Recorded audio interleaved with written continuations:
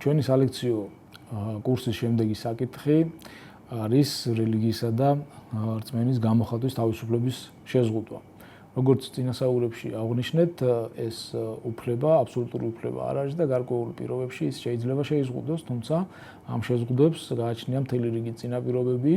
მკაცრი წინაპირობები, რომელიც აუცილებლად უნდა იყოს დაცული იმისთვის, რომ სახელმწიფოს ჩარევა ამ უფლებაში გატარებული შემზღუდავი ან ამოკრძალავი ღონისძიებები და მიღებული ზომები ჩაითვალოს სამართლიანად და გამართლებულად. ამ საკითხებს ეს შეზღუდვის შესაძლებლობა აღიარებულია როგორც საერთაშორისო აქტებით, ასევე საქართველოს კონსტიტუციით, თუმცა სანამ უშუალოდ ამ დეტალებზე გადავალთ, მინდა ძალიან მოკლედ შევეხოთ საქართველოს კონსტიტუციის შესაბამის ნორმას, კერძოდ გარკვეული პრობლემური საკითხები გამოვკვეთოთ, იმისთვის რომ ძალიან მნიშვნელოვანია ჩვენი კანონმდებლობის შინაარსის გასაგებად. დღევანდელი საერთაშორისო აქტებში ყველგან მითითებულია, რომ რელიგიის შეზღუდვას შეიძლება დაექვემდებაროს მხოლოდ რელიგიისა და რწმენის გამოხატვის თავისუფლება და არა რელიგიისა და რწმენის ქონის უფლება, ანუ ამ თავისუფლების შინაგანი განზომილება. კერძოდ მაგალითების თვალსაზრისით რომ გავიხილოთ, მაგალითად ევროკონვენციაშიც და საერთაშორისო პაქტში სამოქალაქო და პოლიტიკური უფლებების შესახებ პირდაპირ არის ტექსტობრივად მითითებული, რომ რელიგიის ან რწმენის გამოხატვის თავისუფლებას შეიძლება დაექვემდებაროს შეზღუდვა. გამოხატვა შეიძლება დაექვემდებაროს შეზღუდვებს, ორივე დოკუმენტში მითითებულია გამოხატვის თავისუფლება, ხოლო საქართველოს კონსტიტუციის მე-16 მუხლის მეორე ნაწილი, რომელიც ეხება ამ შეზღუდვის პირობებს და შესაძლებლობებს, ის ასეთ განსხვავებას არ აკეთებს და პირდაპირ მიუთითებს, რომ ამ უფლებათა შეზღუდვა, ანუ პირველ პუნქტში გათვალისწინებული უფლებები, რაც ძალიან მოკლედ არის პირველ პუნქტში აღწერილი და გულისხმობს რწმენისა და აღმსარებლობის ზოგად თავისუფლებას, სხვა შორის კონსტიტუციის მე-16 მუხლის პირველ პუნქტში არ არის არც რელიგიის გამოხატვის ფორმები დაკონკრეტებული. შესაბამისად კონსტიტუციის მე-16 მუხლის მეორე პუნქტით მითითებულია, რომ ამ უფლებათა შეზღუდვა დასაშვებია შესაბამის პირობებში, რაზეც შემდეგ ვისაუბრებ. გამომდინარე აქედან, საქართველოს კონსტიტუციის ესეთი პირდაპირი ტექსტუალური წაკითხვა და გარკვეული თვალსაზრისით ზედაპირული წაკითხვა ამ ტექსტის გვაყენებს ისეთი ფაქტის წინაშე, რომ თითქოს საქართველოს კონსტიტუციით, თუკი მას პირდაპირ წავიკითხავთ, შეიძლება შეიზღუდოს რელიგიისა და რწმენის შინაგანი განზომილებაც, იმიტომ რომ ის იმდენად, რამდენადაც ის შეზღუდვის სფეროს დიფერენცირებას არ ახდენს და არ მიუთითებს, რომ მხოლოდ გამოხატვა შეიძლება შეიზღუდოს. ეს არსებითად პრობლემური საკითხია, თუმცა იმის გათვალისწინებით, რომ საქართველოს კანონმდებლობა ასევე ითვალისწინებს საერთაშორისო აქტებს, რომლებიც წეღან მოვიხმეთ, ან კერძოდ ევროკონვენციას და სამოქალაქო და პოლიტიკური უფლებების შესახებ გაეროს საერთაშორისო პაქტს, ასევე ის, რომ ადამიანის კონსტიტუციით გათვალისწინებული ადამიანის უფლებები ზოგადად დემოკრატიული და საერთაშორისო სტანდარტების, ასე ვთქვათ, ფონზე უნდა იქნეს განმარტებული და გაგებული, ეს პირობები იძლევა, ასე ვთქვათ, იმის ირიბ გარანტიას, რომ საქართველოს კონსტიტუციის ეს ნორმა, რომელიც ჩვენ მოვიხმეთ, არ იქნება გამოყენებული ასე პირდაპირ და კონსტიტუციით არ იქნება შეზღუდული რელიგიისა და რწმენის ქონის ან მისი შეცვლის უფლება, ან მისი რელიგიურ წამზე უარის თქმის უფლება და ასე შემდეგ, ანუ რელიგიისა და რწმენის თავისუფლების შინაგანი განზომილებით გათვალისწინებული უფლებები. მიუხედავად ამისა, ეს პრობლემურ საკითხად რჩება ჩვენს კანონმდებლობაში და შესაბამისად აუცილებელია ამის შესახებ გქონდეს ინფორმაცია და სწორად გქონდეს ეს გაანალიზებული და გაცნობიერებული. ზოგადად რელიგიისა და რწმენის გამოხატვის თავისუფლების შეზღუდვა გაგებული არ უნდა იქნეს როგორც ამ უფლების შეზღუდვადი ბუნება, არამედ ის გაგებული უნდა იქნეს როგორც კონკურენტულ უფლებებსა და ინტერესებს შორის აუცილებელი და სამართლიანი ბალანსის მიღწევის შესაძლებლობა. ეს პრინციპი გატარებულია ადამიანის უფლებათა ევროპული სასამართლოს ერთ-ერთ საქმეში, სადაც სასამართლომ პირდაპირ განმარტა, რომ დემოკრატიულ საზოგადოებაში, სადაც ერთ და იმავე მოსახლეობის ფარგლებში რამდენიმე რელიგია თანაარსებობს, შესაძლოა, რომ საჭირო გახდეს რელიგიისა და რწმენის თავისუფლებაზე და გამოხატვის თავისუფლების შეზღუდვების დაწესება, რათა განსხვავებული ჯგუფის ინტერესების შეთანხმება იყოს შესაძლებელი. ეს საქმე ეხებოდა რელიგიური გაერთიანების, რელიგიური თემის საქმიანობას და ერთგვარ კოლექტიურ ბუნების კოლექტიურ შინაარსის იყო, თუმცა მიუხედავად ამისა, ეს განმარტება არის ზოგადი მნიშვნელობის და შესაბამისად ჩვენც სწორედ ამ პრინციპს ვიზიარებთ, ამ პრინციპს ვასახელებთ რელიგიისა და რწმენის გამოხატვის თავისუფლების შეზღუდვის საფუძვლად. შესაბამისად, ძალიან მკაფიოდ უნდა ითქვას, რომ რელიგიისა და რწმენის თავისუფლების გამოხატვა იზღუდება არა იმიტომ, რომ ზოგადად ლიმიტირებული უფლებაა ეს, არამედ იმიტომ, რომ გარკვეული ბალანსი იქნეს მიღწეული კონკურენტული უფლებებსა და ინტერესების შორის და ეს არ ეხება მხოლოდ ამ უფლებას, დემოკრატიულ საზოგადოებაში სხვადასხვა უფლებები ითხოვს ერთმანეთთან მიმართებით დაბალანსებას, თუმცა იმისთვის, რომ ეს ბალანსი და შეზღუდვა იყოს სამართლიანი და გონივრული, ამისთვის აუცილებელია, რომ დაცული იყოს რიგი პრინციპები. რაც შეეხება რელიგიისა და რწმენის თავისუფლებას, საკუთრივ ამ უფლებას, ამ კონტექსტში დასახელებულია მისი გამოხატვის შეზღუდვის რამდენიმე პრინციპი. 4 პრინციპი და რამდენიმე საფუძველი, ანუ ლეგიტიმური მიზანი, რომელთან მიმართებითაც შეიძლება შეიზღუდოს ეს უფლებები. უპირველეს ყოვლისა უნდა ითქვას, იმისთვის, რომ რელიგიისა და რწმენის გამოხატვის თავისუფლების შეზღუდვა გამართლებული იქნას, ეს შეზღუდვა უნდა იყოს აუცილებელი დემოკრატიულ საზოგადოებაში. ეს არის პირველი პრინციპი. მეორე უნდა იყოს გათვალისწინებული კანონით და უნდა ემსახურებოდეს ერთ-ერთი ლეგიტიმური მიზნის მიღწევას, მესამე პრინციპი და მეოთხე პრინციპი, შეზღუდვა უნდა განხორციელდეს იმგვარად, რომ დაცული იყოს პროპორციულობა შემზღუდავან ამგზავრა ღონისძიებასა და მისაღწევ მიზანს შორის. ეს 4 ძირითადი პრინციპია: კანონით გათვალისწინებულობა, დემოკრატიულ საზოგადოებაში აუცილებლობა, ლეგიტიმური მიზნის მიღწევისთვის შეზღუდვა და პროპორციულობა ლეგიტიმურ მიზანთან მიმართებით. ამ შემთხვევაში პრინციპული მნიშვნელობა აქ რიგითობას არ აქვს და ეს იმდენად რამდენადაც იმისთვის, რომ შეზღუდვა ან აკრძალვა იყოს გამართლებული, აუცილებლად 4 პრინციპი ერთდროულად და თანაბრად უნდა იყოს დაცული. თუ კი რომელიმე პრინციპი მაინც არ იქნება, ერთ-ერთი პრინციპი მაინც არ იქნება დაცული, შესაბამისად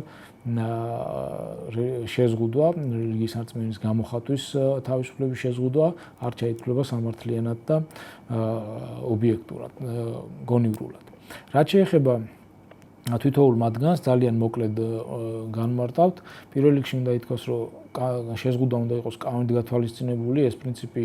გულისხმობს არა მხოლოდ იმას, რომ კანონში პირდაპირ უნდა იყოს მითითებული, ანუ ფორმალური დეფინიციის აუცილებლობას,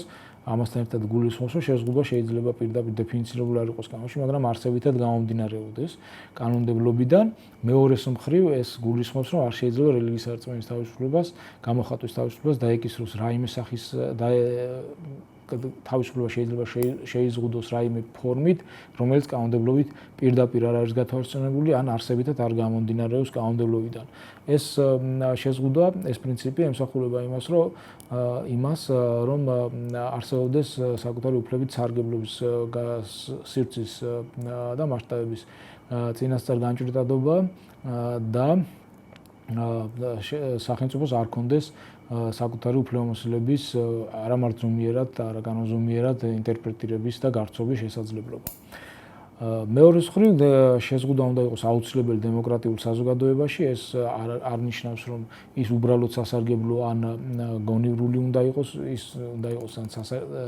ეს ნიშნავს, რომ ის უნდა იყოს გადაუდებლად აუცილებელი ანუ აუცილებლობა უნდა იყოს უნდა არსებობდეს მკაცრი აუცილებლობა აი ამ შეზღუდვის განსახორციელებლად. მეორე მხრივ დათქმა დემოკრატიული საზოგადოებისთვის ასევე არის შემზღუდავი პრინციპი იმ თვალსაზრისით, რომ დემოკრატიული საზოგადოება თავად ემყარება მთელ რიგ პრინციპებს, რომლებიც ზოგადად ადამიანის უფლებების დაცვას აღიარებას და დაცვას ემსახურება. შესაბამისად, აუცილებლობა დემოკრატიულ საზოგადოებაში არის ერთ-ერთი ძალიან მნიშვნელოვანი და ფუნდამენტური პრინციპი, რომელიც პრაქტიკულად ძალიან ვიწრო სივრცეს, ვიწრო შეფასების თავისუფლებას უტოვებს სახელმწიფოს, რომ შეზღუდოს რელიგიისა და რწმენის გამოხატვის თავისუფლება. მიუხედავად ამისა, სახელმწიფოებს აქვთ ეს უფლება, რომ მათ თავად განსაზღვრონ დემოკრატიული საზოგადოების საჭიროებები, რომელიც არ შეიძლება თავად ამ ცნების დაკრინებამდე მივიდეს. შემდეგი პრინციპი ეს იყო ეს იყო ლეგიტიმური მიზნების მიღწევა. კერძოდ ეს გულისხმობს, რომ რელიგიისა და რწმენის გამოხატვის თავისუფლება შეიძლება მხოლოდ იმ მიზნებით შეიზღუდოს, რაც კანონით არის პირდაპირ გათვალისწინებული და ის არ შეიძლება სხვა მიზნას ეს შეზღუდვა ანაგრძელო არ შეიძლება სხვა მიზანს ემსახურებოდეს. აქ ჩვენ უკვე შეგვიძლია დავასახელოთ თვითონ ეს მიზნებიც, რაც არის კანონმდებლობით საერთაშორისო და ჩვენი კანონმდებლობით გათვალისწინებული ამ უფლების შეზღუდვის გასამართლებლად და მოკლედ განვიხილოთ თითოეული მათგანი. უპირველეს ყოვლისა ეს არის საზოგადოებრივი წესრიგი და საზოგადოებრივი უსაფრთხოება, შემდეგ ეს არის საზოგადოებრივი ჯანმრთელობა, მორალი და სხვათა უფლებები და თავისუფლებები. საქართველოს კონსტიტუციას რაც შეეხება, საქართველოს კონსტიტუცია ითვალისწინებს მხოლოდ საზოგადოებრივი უსაფრთხოების, ჯანმრთელობისა და სხვათა უფლებების დაცვის მიზნებს. რაც შეეხება ახლა თითოეულ მათგანის შინაარსს, შეიძლება მოკლედ აღიწეროს და ერთმანეთსაგან უნდა განვსხვაოთ უპირველეს ყოვლისა საზოგადოებრივი წესრიგი და საზოგადოებრივი უსაფრთხოება. საზოგადოებრივი წესრიგი გულისხმობს გარკვეული პრინციპების და სტანდარტების ერთობლიობას, რომლის მიხედვითაც ესა თუ ის საზოგადოება ცხოვრობს და შესაბამისად ეს სტანდარტები და პრინციპები შეიძლება ამ სტანდარტებთან და პრინციპებთან შეიძლება წინააღმდეგობაში მოვიდეს გარკვეული რელიგიური პრაქტიკა. ასეთ შემთხვევაში ძალიან მკაცრად უნდა იქნეს შეფასებული, ვთქვათ, პროპორციულობა ამ შეზღუდვასა და საზოგადოებრივ წესრიგს შორის და მინიმალური შეზღუდვებით უნდა დაკმაყოფილდეს სახელმწიფო რელიგიისა და რწმენის გამოხატვის თავისუფლებასთან დაკავშირებით. რაც შეეხება იმდენად რამდენადაც ეს საზოგადოებრივი წესრიგი ინტერპრეტირებადი და არა ზუსტად არა ცალსახად დეფინიცირებადი კატეგორია. მნიშვნელოვანია იმის გათვალისწინება, რომ საზოგადოებრივი წესრიგი და საზოგადოებრივი უსაფრთხოება ერთმანეთსაგან ფუნდამენტურად განსხვავდება, თუ კი საზოგადოებრივი წესრიგი ერთგვარ არამატერიალური სიკეთეების დაცვას ემსახურება, ანუ იმ წესების და პრინციპების ერთობლიობას, რაც საზოგადოების ფუნქციონირების საფუძვლებს წარმოადგენს, საზოგადოებრივი უსაფრთხოება ემსახურება უშუალოდ მატერიალური სიკეთეების დაცვას, ის იქნება ეს ადამიანის ჯანმრთელობა, სიცოცხლე თუ გარკვეული ქონების დაცვა ზიანის მიყენებისგან. რაც შეეხება ჯანმრთელობის საკითხის ცალკე გამოყოფას, ამ შემთხვევაში ხაზგასასმელია ის, რომ რელიგიის გამოხატვის თავისუფლება ჯანმრთელობის უფლებასთან მიმართებით შეიძლება შეიზღუდოს ისეთ შემთხვევაში, როდესაც საფრთხე ემუქრება სხვა პირის ჯანმრთელობას, ეს ისედაც გათვალისწინებული საზოგადოებრივი უსაფრთხოებით და ასევე შეიძლება შეიზღუდოს რელიგიის გამოხატვის თავისუფლება ისეთ დროს, როდესაც საფრთხე ემუქრება თვითონ საკუთარ რელიგიური პრაქტიკა ადამიანს საფრთხეს უქმნის მის ჯანმრთელობას. თუმცა ამ უკანასკნელ შემთხვევაში შეზღუდვის საფუძველს ასევე წარმოადგენს ასაკი, ანუ არ შეიძლება ადამიანს აეკრძალოს საკუთარი რელიგიური პრაქტიკა იმ საფუძვლით, რომ ის მის ჯანმრთელობას საფრთხეს უქმნის, თუ კი ეს ადამიანი არის სულწლოვანი და ამ რელიგიურ პრაქტიკას გაცნობიერებულად მისდევს. მაგრამ იმ შემთხვევაში, როდესაც ესა თუ ის რელიგიური პრაქტიკა, რომელსაც მშობლები აკისრებენ საკუთარ არასრულწლოვან შვილებს, საფრთხეს უქმნის მათ ჯანმრთელობას, მათ გონებრივ ჯანმრთელობას, ფიზიკურ განვითარებას თუ ან ზოგადად თავისუფალი განვითარების შესაძლებლობებს, ასეთ შემთხვევაში სახელმწიფოს წარმოიშვება ვალდებულება და უფლებამოსილება, რომ დაძლევს მშობლების წინააღმდეგობა და დაიცვას არასრულწლოვანის საუკეთესო ინტერესები. სხვა შემთხვევაში სრულწლოვანი ადამიანის სრულწლოვანი პიროვნების შემთხვევაში ასეთ უფლებას სახელმწიფოს არ გააჩნია და არ შეიძლება იმ საფუძვლით, რომ ესა თუ ის რელიგიური პრაქტიკა, რომ გავიმეოროთ, ესა თუ ის რელიგიური პრაქტიკა საფრთხეს აყენებს მის ჯანმრთელობას, არ შეიძლება სახელმწიფომ პირს პირადი რელიგიური პრაქტიკის უფლება შეუზღუდოს ან აუკრძალოს. კიდევ ერთი ლეგიტიმური მიზანი ეს არის საზოგადოებრივი მორალი, რაც ძალიან მოუხელთებელი და პრობლემური კონცეფციაა სამართლებრივი თვალსაზრისით, იმის გათვალისწინებით, რომ ჩვენ უკვე ვისაუბრეთ საზოგადოებრივი წესრიგზე, რომელიც ითვალისწინებს გარკვეულ ღირებულებებს, საზოგადოების ფუნქციონირების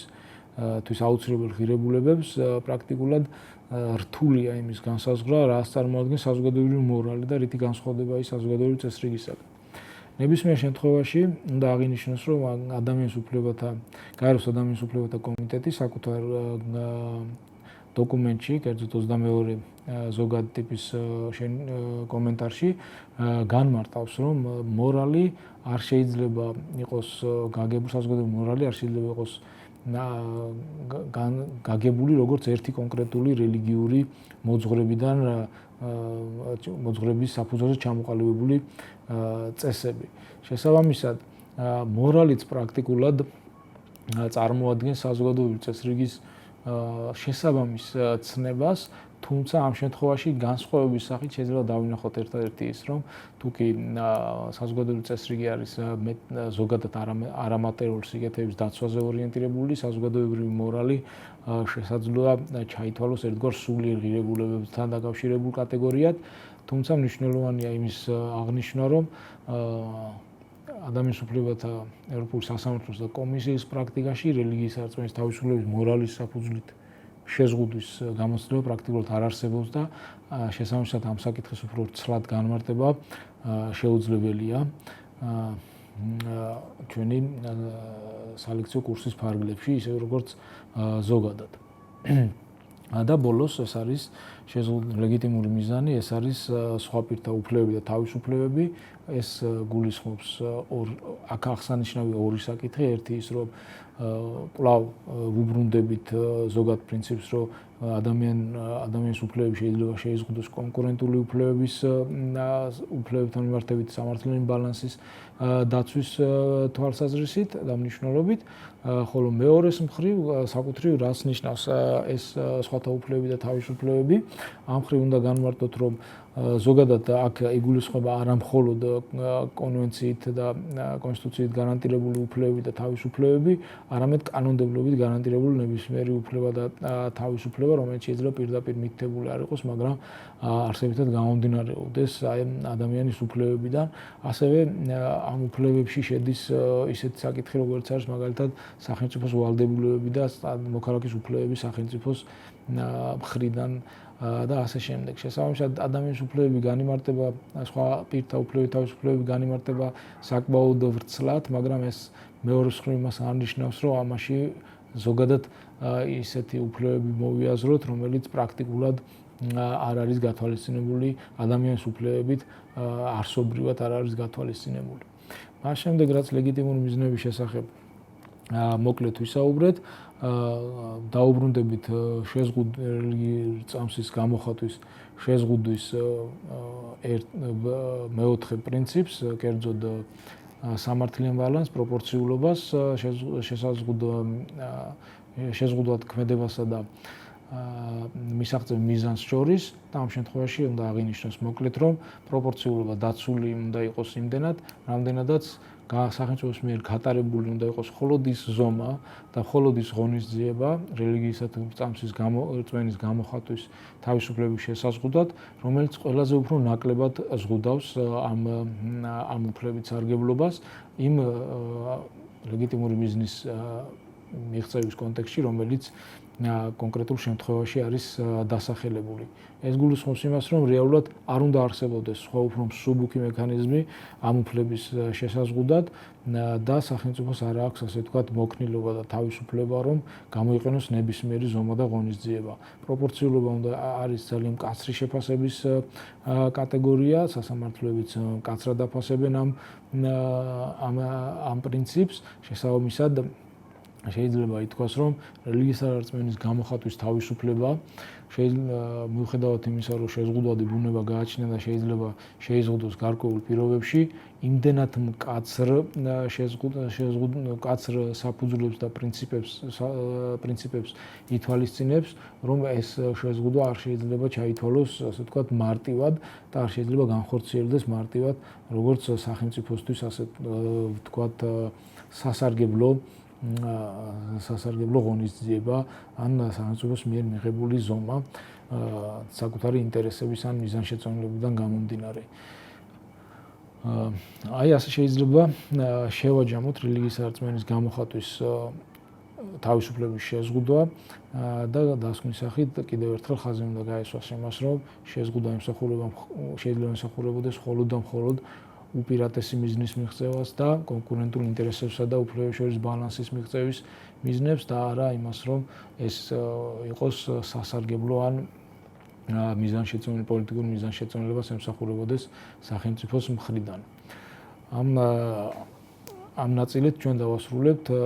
რელიგიისა და რწმენის შინაგან და გარეგან განზომილების მას მიკუთვნებულ ზოგად საკითხებს და შემდეგი სალექციო საკითხი დაეთმობა უკვე რელიგიისა და რწმენის თავისუფლების ინდივიდუალურ და კოლექტიურ ასპექტებს.